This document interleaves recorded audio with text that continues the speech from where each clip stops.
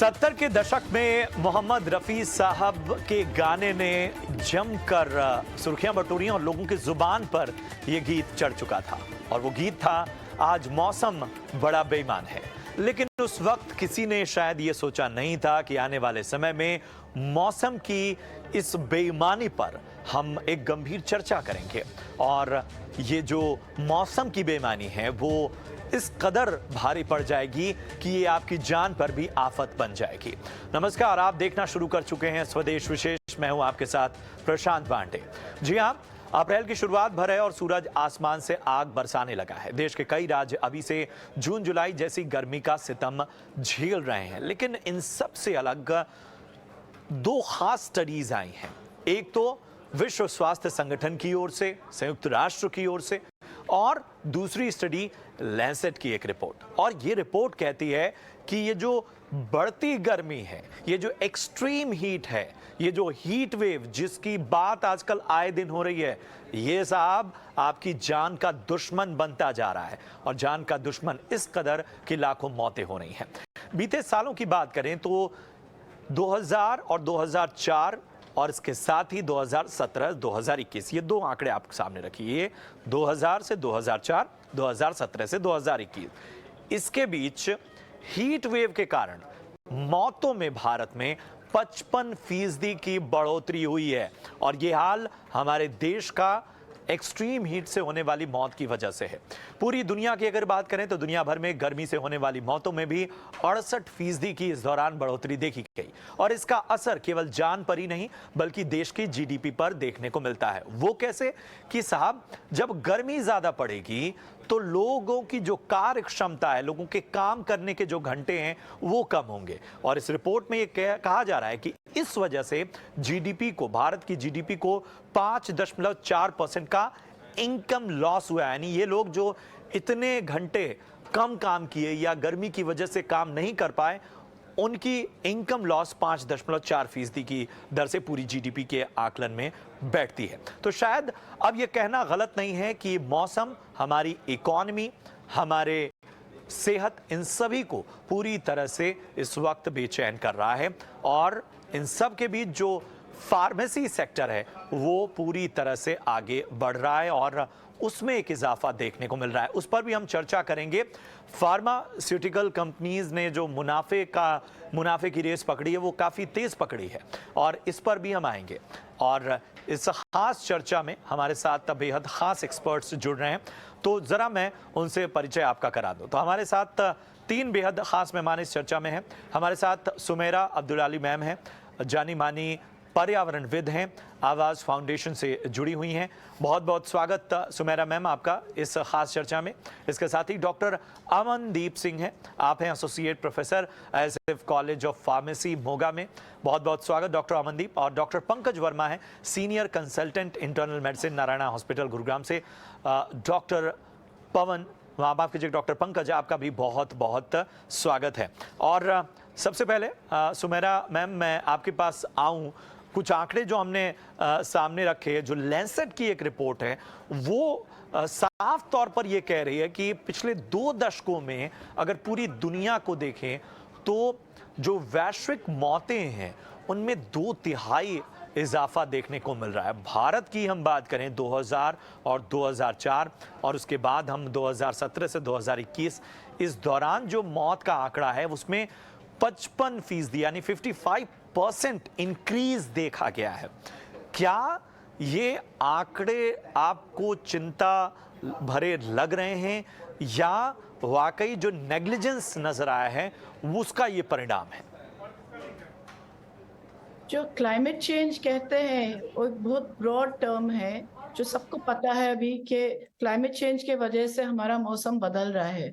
So not only के गर्मी ज्यादा बदल रही है, बट हर जात के मौसम में तकलीफ अलग अलग जात की हो रही है। साइक्लोन ज्यादा है और लोगों की मौतों में, फ्लडिंग में, साइक्लोन में, हीट वेव में, सब चीज में लोगों को असर पड़ रहा है। तो भी हम जो कायदे बना रहे हैं और जो उसका कंट्रोल कर रहा है वो काफी पीछे है। और हमारे पास ये लैंडसेट की रिपोर्ट गए साल की अगर आप बात करें तो गए साल तो मार्च के महीने में से ही हीट वेव शुरू हो चुका था और लोग की मौत हो रही थी from March onwards. which was the earliest, इतने सालों के डेकेड्स के बाद, 100 साल के बाद इतना जल्दी हीट वेव शुरू हो चुका था। उसके पहले हीट वेव के पहले हमको लैंडस्लाइड्स, मानसून में फ्लडिंग, ये सब हो रही है। और हम ये नहीं कह सकते हैं कि ये हमारे जिंदगी से अलग है, क्योंकि इसकी इफेक्ट्स भी हमारे जिंदगी को इफेक्ट करते हैं और इसका कारण भी हमारे हाथ में है। हम ही खुद के हाथों से ये काम कर रहे हैं। बिकॉज ऑल्दो क्लाइमेट चेंज एक बहुत ब्रॉड टर्म है, हम उसके इफेक्ट्स और ज्यादा नुकसान कर रहे हैं by our actions locally on the ground. यानी कि हम जहाँ रहते हैं, हमको उड़ीसा में हीट वेव है और मुंबई में हीट वेव है और साउथ में भी हीट वेव है, सब साथ में। बट ये जगहों में हम जब वेस्टर्न घाट्स के पेड़ काटते हैं फॉर प्रोजेक्ट्स, हम जबकि ऐसे प्रोजेक्ट्स करते हैं जो कि वो जमीन को नुकसान करती है, हम कोल माइनिंग के लिए प्रोजेक्ट्स, फॉरेस्ट काटते हैं, हम निकोबार आइलैंड्स, अंडमान आइलैंड्स में प्रोजेक्ट्स करने चाह रहे हैं। ये सब चीज से heat wave and climate change बढ़ता जाता है और हम खुद पे ही अफेक्ट हो रहा है, जो हम समझ नहीं रहे हैं कि हम खुद के हाथों से ये काम कर रहे हैं। हम खुद की को तकलीफ दे रहे हैं और हमारे जो मौत दिख रहे हैं वो भी हम, it is deliberate, with our own hands we are doing this. बिल्कुल बिल्कुल। और आपने कुछ ख़ास इलाकों का जिक्र किया और मैं उस पर भी आऊँगा कि आखिर ये जो इलाके हैं यहाँ पर कोई ख़ास तरह की गलतियाँ हैं जो इस तरह की हीट वेव या जिस तरह के मौत के आंकड़े बढ़ रहे हैं उसे बढ़ा रही हैं, और इसको भी हम समझने की आपसे कोशिश करेंगे। डॉक्टर पंकज, मैं ज़रा इस रिपोर्ट की कुछ चंद बातों को आपके सामने रखूँगा। इस रिपोर्ट में कहा गया है कि एक्सट्रीम हीट से कार्डियोवैस्कुलर डिजीजेज, रेस्पिरेटरी डिजीज यानी सांस से संबंधित और फेफड़ों से संबंधित जो तकलीफें हैं वो बढ़ रही हैं, और इसका नतीजा ये हो रहा है कि हीट स्ट्रोक का खतरा जो है वो एक वक्त पे बहुत ज़्यादा बढ़ता हुआ नज़र आ रहा है। कई केसेस में प्रेगनेंसी में भी दिक्कतें आ रही हैं। स्लीप पैटर्न भी जो है वो उस पर प्रभाव पड़ रहा है, मेंटल हेल्थ पे भी बुरा असर पड़ रहा है, और इन सब का जो कारण है वो सिर्फ गर्मी है। डॉक्टर पंकज, आप तो बहुत सारे लोगों से, जब ये ट्रांजिशन फेज है, इस दौरान बहुत सारे लोगों से आप मिलते होंगे या बहुत सारे लोगों अपनी तकलीफ से आपके सामने अपनी तकलीफ रखते होंगे। आपकी ऑब्जर्वेशन कहती क्या है? क्या हाल फिलहाल जो मौसम का बदलता हुआ मिजाज है या एक्सट्रीम हीट, या हम देख रहे हैं कि पिछले दिनों दिल्ली में अचानक से जो बरसात की वजह से थोड़ी बहुत एक ठंड सी महसूस हुई, क्या ये वाकई एक कंसर्न बना हुआ? आप एक विशेषज्ञ हैं, आपकी ऑब्जर्वेशन क्या कहती है? धन्यवाद। देखिए, मेरा मानना ये है कि जो भी चीज़ नेचुरल नहीं है, जो भी चीज़ अपनी टाइम के अकॉर्डिंग, अपने सीजन के अकॉर्डिंग अगर नहीं होगी या ज़रूरत से ज़्यादा होगी, तो वो डेफिनेटली शरीर पे बहुत ज़्यादा खराब असर डालती है। खासकर कि अगर हम हीट की बात करें, तो जो हीट वेव है वो हमारी बॉडी में सीवियर डिहाइड्रेशन लेके आती है, हमारी मेंटल कैपेसिटी, हमारी फिजिकल कैपेसिटी को सिग्निफिकेंटली ड्रॉप करती है। एंड स्पेशली एज वी सी, अभी रिसेंटली अभी हमारा कोविड भी इंक्रीज हो रहा है।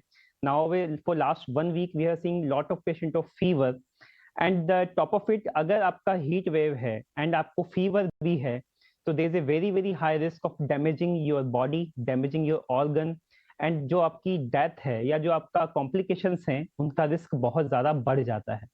तो please I would advise everyone के इन दैट केस, जो भी स्पेशली जिनका सन एक्सपोजर ज़्यादा है, जो लोग बाहर काम कर रहे हैं, लेबरर्स हैं, वर्कर्स हैं, फार्मर्स हैं, please take precautions, otherwise this heat can kill you if it is goes into extreme.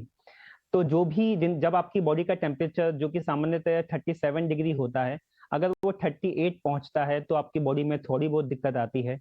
अगर 39 पहुंचता है तो हीट स्ट्रोक होने की संभावना रहती है। 40 में बहुत ज्यादा जान की हानि होने का नुकसान होता है। तो जैसे जैसे बॉडी टेम्परेचर बढ़ेगा वैसे वैसे आपकी बॉडी की डिमांड्स जो हैं, जो आपकी वाटर की डिमांड है, जो आपकी फूड की डिमांड है, वो बढ़ जाती है। एंड अगर आप वो फुलफिल नहीं कर पाते हैं, अगर वो पूरी नहीं होएगी, तो आपकी बॉडी में ग्रेजुअली जितने भी आपके अंग हैं उनको ब्लड सप्लाई या पानी की सप्लाई नहीं मिल पाती है, जिस वजह से किडनी में फेल होने का या हार्ट में इशू होने का, लंग्स में इशू होने का रिस्क रहता है। खासकर कि तब उस समय जब आप पहले से ही बीमार हैं, जैसा कि हम जानते हैं कि पॉल्यूशन की वजह से और ज्यादा लंग्स डिसऑर्डर, स्पेशली जो मेट्रो सिटीज हैं वहाँ बहुत ज्यादा हैं। तो इन सब बातों का ध्यान रखते हुए अगर आप हीट वेव के लिए अगर आप प्रिकॉशन नहीं लेते हैं तो आप काफी ज्यादा खतरे का सामना कर सकते हैं, स्पेशली उस समय जब कोविड के केसेस वापस से बढ़ने लगे हैं, इन्फ्लुएंजा अभी खत्म हुआ है। तो जाने अनजाने में ही सही, मौसम की वजह से या वायरस में चेंज होने की वजह से हम बहुत सारे खतरे एक साथ सामना कर रहे हैं एंड उसके लिए हमें बहुत सारी तैयारियों की जरूरत है। खुद के तौर पर, सामाजिक तौर पर सरकार की तरफ से काफी सारी चीजें होनी चाहिए एंड सबसे पहले आप खुद की सेहत का ध्यान रखें, पानी का इंटेक बढ़ाएं एंड जितना हो सके धूप में निकलने से, ग्रीन हाउस इफेक्ट से बच के रहें। बिल्कुल बिल्कुल, तो ये वो खास एडवाइस हैं। और जैसा कि डॉक्टर भी कह रहे थे कि कोई भी परिवर्तन जो असामान्य है, जो एक पैटर्न के खिलाफ है, वो आपकी सेहत पर भी उसी अनुपात में असर डालेगा।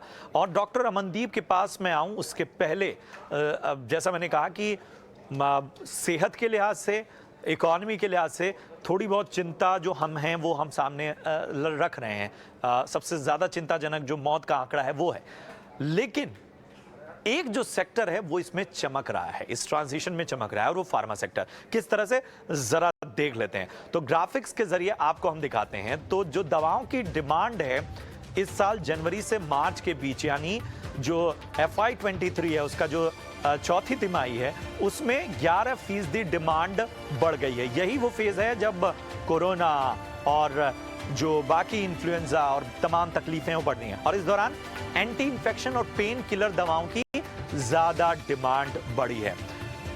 वायरल इन्फेक्शन, कोरोना, ये सभी जो हैं फैक्टर्स हैं जिसकी वजह से ये जो खास सेगमेंट की दवाएं हैं उनकी डिमांड इस कदर बढ़ी है। सांस से जुड़ी समस्याओं की दवाओं की बिक्री, जैसा मैंने आपको बताया, इसकी मांग बढ़ी है और इस वजह से इसकी बिक्री में भी इजाफा देखा जा रहा है।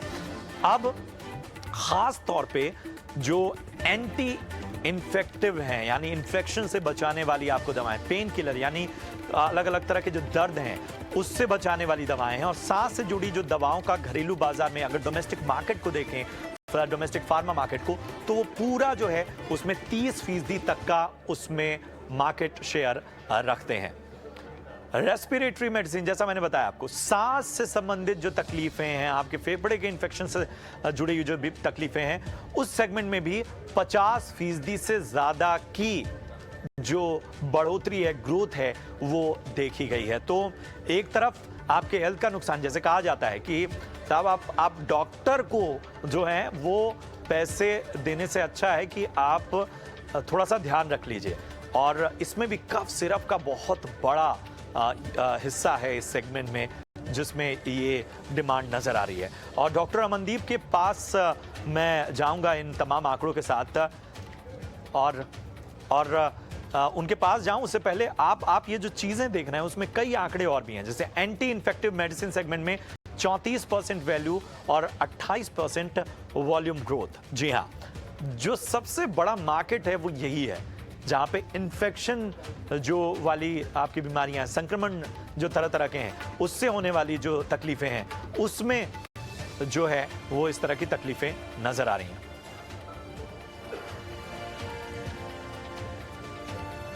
और डॉक्टर अमनदीप से हमारा संपर्क फिलहाल टूट गया है, लेकिन सुमेरा मैम, मैं आपके पास आना चाहूँगा, और जो चीज़ मैं समझना चाहता हूँ वो ये कि क्या वाकई जो ख़ास तौर पे हमारी जिन ख़ास इलाकों का आपने जिक्र किया, ख़ास तौर पे उड़ीसा या तटीय इलाके हैं या महाराष्ट्र की बात, क्या कोई स्पेसिफिक ऑब्जर्वेशन है आपकी कि यहाँ पर कुछ विशेष तरह की जो रेपिटेटिव गलतियाँ हैं इंसानों के ज़रिए या इंडस्ट्रीज़ के ज़रिए वो हो रही हैं, जिसकी वजह से यहाँ जो है वो हम एक्सट्रीम वेदर चेंज देख रहे हैं? तो सभी जगह हो रही है। जैसे आप हिमालय में देखो तो हमारे पास कुछ डिजास्टर्स हो चुके हैं इन लास्ट फ्यू इयर्स, और इसकी वजह पता है जो जोशीमठ में हुआ, उसकी वजह पता है कि इंफ्रास्ट्रक्चर कंस्ट्रक्शन हो रहा है, और not only infrastructure but private construction भी हो रहा है, सब साथ में without proper studies and without factoring कि उसका नतीजा क्या होगा। और ये जो हीट वेव है, this is all factoring into climate change. Maharashtra and Mumbai are the largest coal users in the country. तो ये कोल के लिए फॉरेस्ट कट रहे हैं, महाराष्ट्र में नहीं कट रहे होंगे पर कहाँ तो कट रहे हैं कि ये कोल जितना हमको चाहिए उतना मिले। और हम सब चीजों को इलेक्ट्रिसिटी कोल से हम करते हैं, एट द सेम टाइम हम बातें करते हैं कि हम सब चीज को इलेक्ट्रीफाई करेंगे टू प्रिवेंट क्लाइमेट चेंज। जैसे कि हम इलेक्ट्रिकल व्हीकल्स को प्रमोट करेंगे, but electrical vehicles require electricity and electricity is coal and extraction of coal is climate change and heat wave. तो ये सब जुड़े हुए हैं। उसके साथ साथ में हम वेस्टर्न घाट्स में कुछ प्रोजेक्ट्स कर रहे हैं जहाँ के लैंडस्लाइड्स हो चुके हैं। केरला में भी हीट वेव हो रही है क्योंकि वहां के पेड़ कट रहे हैं, वहां भी लैंडस्लाइड्स हो रहे हैं। हम उसी टाइम में जहाँ के हमारे आइलैंड है, फ्रेजाइल आइलैंड्स, ग्रेट अंडमान में हम प्रोजेक्ट्स बना रहे हैं, बड़ा पोर्ट का इंफ्रास्ट्रक्चर। बट ये एक प्रिस्टीन फॉरेस्ट है जो कि वो एरिया में काफी चेंजेस होंगे तो पूरे एशिया में चेंजेस का होता है। It also contributes to climate change. और उसका एफॉरेस्टेशन हम करेंगे गुड़गांव में, near Delhi, in the Aravallis, sorry not Gurgaon में, in the Aravallis in Haryana. And तो उसका क्लाइमेट और यहाँ का climate, rain forest can not be substituted in a dry area like Haryana. तो हम ये सब फैक्टर नहीं कर रहे हैं। हम कोई भी प्रोजेक्ट में एफॉरेस्टेशन की बात करते हैं, हम कॉम्पेंसेटरी बातें की बात करते हैं, बट हमारा वो प्रोजेक्ट का कंट्रीब्यूशन कितना है to heat waves, to flooding, to landslides, ये हम कभी डायरेक्ट बात नहीं करते हैं। तो इसके लिए मैं कह रही हूँ कि हमारे पॉलिसीज, हमारे एक्शंस, हम मुंबई में जो लाइटिंग करते हैं for hoardings, for unnecessary things, ये सब चीजों लाइटिंग में कोल काम में लेता है। जो मुंबई में हीट वेव है, जो महाराष्ट्र में लोग मर रहे हैं, we are not factoring in this, जबकि हम हमारे लग्जरीज के लिए इलेक्ट्रिसिटी काम में लेते हैं। सो बहुत सा कुछ सीखने का है। हम अनफॉर्चुनेटली हम जो दुनिया ने हमको लेसन सिखाए हैं, जो मिस्टेक्स वेस्ट में कर चुके हैं, जिसकी वजह से हमको ये क्लाइमेट चेंज का इतना बड़ा वो है, हम बिल्कुल सीख नहीं रहे हैं। हम we are trying to catch up with the west और फिर करेक्शन करेंगे, क्योंकि हमको लगता है कि उनका डेवलपमेंट मॉडल जो है हमको फॉलो करना है। But not only are we contributing to climate change, we are the worst sufferers and we are doing it, हम खुद के हाथों से कर रहे हैं by these projects, and many of them are luxury projects. ये प्रोजेक्ट्स की जरूरत नहीं है to impact the poorest of the poor, हम खुद के लिए कर रहे हैं, और हम ये प्रोजेक्ट्स के वजह से खुद को तकलीफ भी दे रहे हैं। एंड नॉट ओनली खुद को, but we are contributing to global climate change. हो सकता है कि the west is contributing more, but this is not a matter of more और लेस। हम सब कंट्रीब्यूट कर रहे हैं कुछ हद तक, and we are catching up fast. बिल्कुल, बहुत बहुत अहम बात आपने कही है कि ये मायने नहीं रखता कि किसका कंट्रीब्यूशन इस हीट वेव या क्लाइमेट चेंज में ज़्यादा है, किसकी गलती ज़्यादा है, लेकिन क्या हम अपने हिस्से की गलतियों को घटा सकते हैं? क्या हम उनकी पुनरावृत्ति से बच सकते हैं, उनके दोहराव से बच सकते हैं? ये सोचना होगा। और वाकई हर देश का एक अपना भौगोलिक स्ट्रक्चर है, उसके लिहाज से भी आपको अपनी प्लानिंग और जिन चीज़ों की आवश्यकता नहीं है, क्यों ना हम उन्हें घटा दें, क्यों ज़बरदस्ती हम इस विकास की जो दौड़ है उसके चक्कर में बहुत सारी जो चीज़ें हैं उसका नुकसान कर रहे हैं। डॉक्टर अमनदीप हमारे साथ बन चुके हैं। डॉक्टर अमनदीप, कुछ आंकड़े हमने अपने दर्शकों के सामने रखे। सेहत का नुकसान हो रहा है, लेकिन फार्मा जो सेक्टर है वो चमक रहा है। आपकी ऑब्जर्वेशन क्या कहती है? क्योंकि केवल हम FY23 के इस Q4 को ही देख लें तो 11% जो है वो फार्मा सेक्टर में ग्रोथ देखी गई है। खासतौर पे जो एंटी इन्फेक्शन वाली दवाएं हैं, रेस्पिरेटरी रेस्पिरेटरी डिजीजेस को क्योर करने वाली दवाएं हैं, वायरल इन्फेक्शन से जुड़ी हुई जो दवाएं हैं, कफ सिरप का सेगमेंट जो है वो बहुत डोमिनेट कर रहा है। आपका ऑब्जर्वेशन क्या कहता है कि क्या ये ट्रांजिशन फेज की वजह से है या वाकई फार्मा सेक्टर जो है वो बदलते मौसम में इस तरह का पहले भी ग्रोथ देखा चुका है? Thank you so much sir. पहले तो ये बात देखनी पड़ेगी, फॉर एग्जांपल हमने कोविड-19 से हम सबने ही उस दौर को देखा है, हम अपने ऑब्जर्व करा है। तो अब H3N3 आपको वायरस है, वो पूरा मतलब एज पर न्यूज कंसर्न की वो पूरा कवर कर रहा है। तो फार्मा में उसका जो मेजर रोल है वो, जैसे आपने एंटी इन्फेक्टिव की बात करी है, एजिथ्रोमाइसिन हो गया, आपका एंटीबायोटिक्स हो गया। So these are the majorly common medicine by the doctors to cure this kind of disease. तो as you have already discuss about the temperature effect, तो उसमें सर मेरा ये मानना है कि क्या हम उसको रिकवर करने के लिए कुछ उसके हल भी कर रहे हैं, नहीं कर रहे। For example, whenever there will be disease, there will be a need of the formulations so that can be cured in a general way.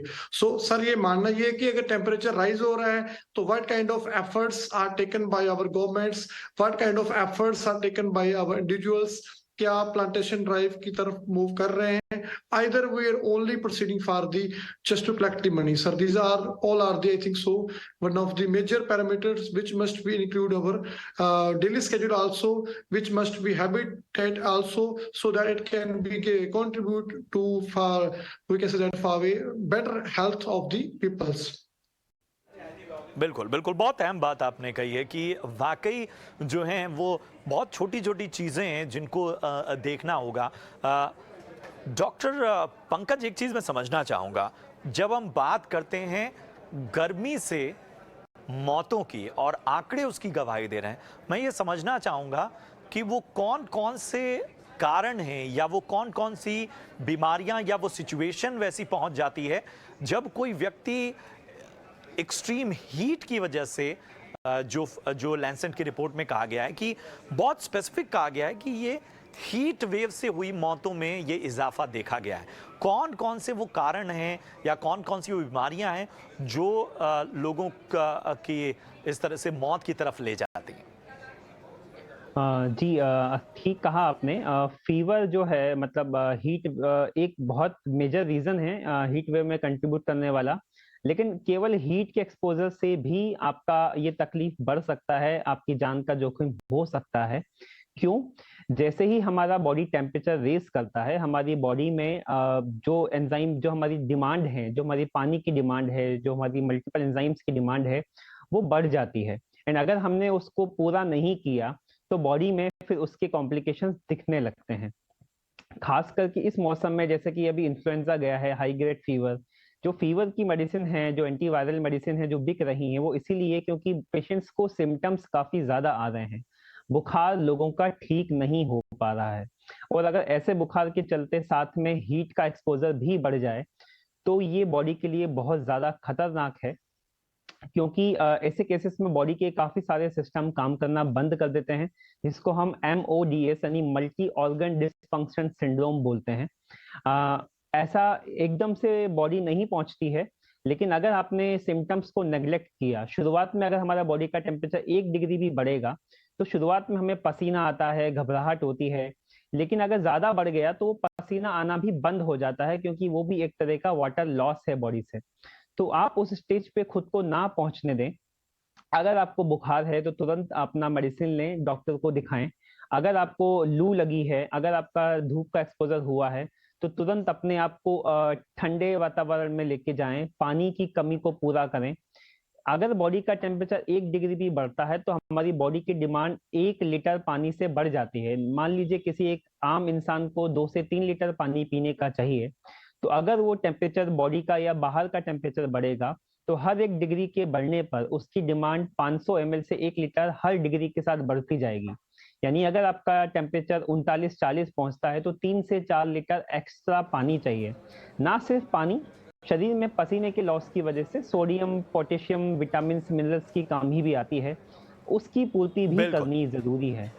And इसीलिए अगर सिर्फ सिंपल पानी नहीं पीना है, अगर आप सिर्फ पानी पीते हैं तो भी आपकी बॉडी में सोडियम की कमी से, पोटेशियम की कमी से आपको घबराहट या चक्कर आना या फिर आपका दिमाग प्रॉपर तरीके से काम करना नहीं कर पाएगा।